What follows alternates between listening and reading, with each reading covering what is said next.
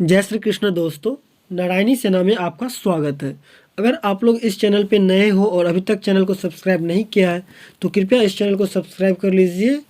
और मैं सनातन धर्म से रिलेटेड वीडियो अपलोड करता रहता हूं, इसलिए बेल आइकन प्रेस कर लीजिएगा, जिससे मैं जब भी वीडियो अपलोड करूं आप लोग के पास नोटिफिकेशन चला जाए। धन्यवाद। आज के वीडियो में हम बात करेंगे कि क्या सच में माता द्रौपदी ने कर्ण को सूत पुत्र कहकर अपमानित किया था। क्या माता द्रौपदी ने कर्ण को स्वयंवर में भाग लेने से रोक दिया था?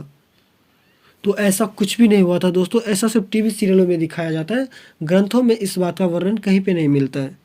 अगर इस बात को समझना है तो हमें शुरू से समझना होगा कि आखिर स्वयंवर में हुआ क्या था।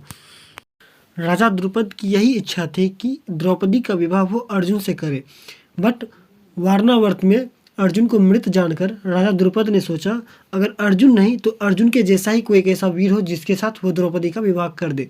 यह सोचकर राजा द्रुपद ने एक ऐसा धनुष का निर्माण करवाया जिसको झुकाना बहुत ही कठिन था।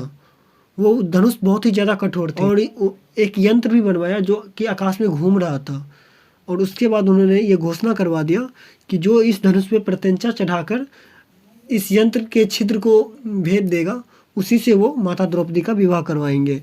यह घोषणा सुनकर दूर दूर से सभी राजा महाराजा पधारे और वहाँ पे हस्तिनापुर से दुर्योधन, दुशासन और समस्त धृतराष्ट्र पुत्र सभी कर्ण के साथ वहाँ पे पधारे थे।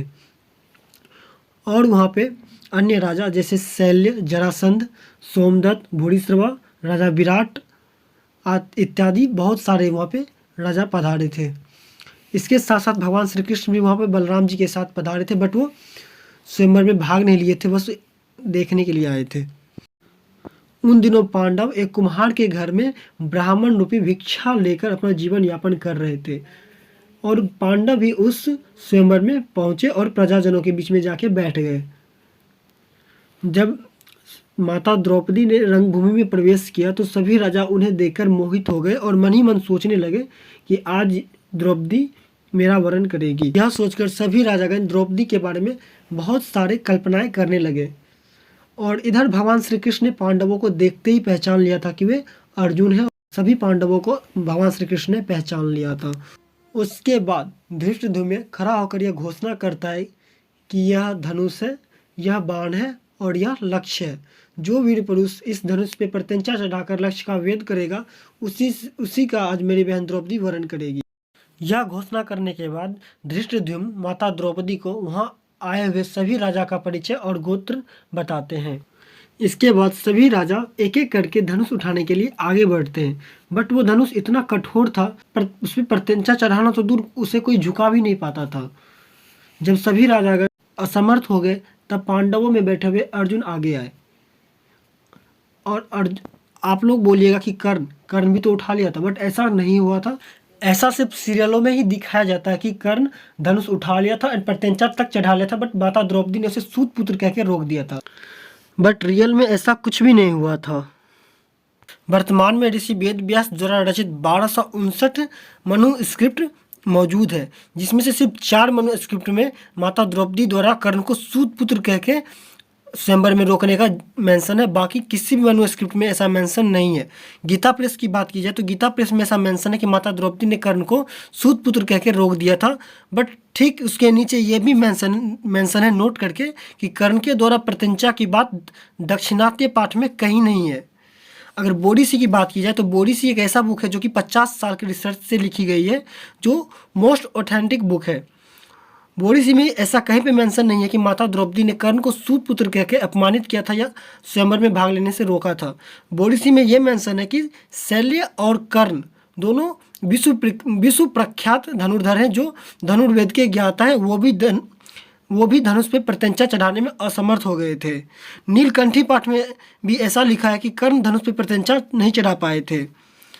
और श्री राजा गोपालाचार्य के महाभारत में भी ऐसा मेंशन है कि कर्ण मात्र बाल भर की दूरी से प्रत्यंचा चढ़ाने से चूक गए थे और धनुष उनके हाथ से छूट गया था।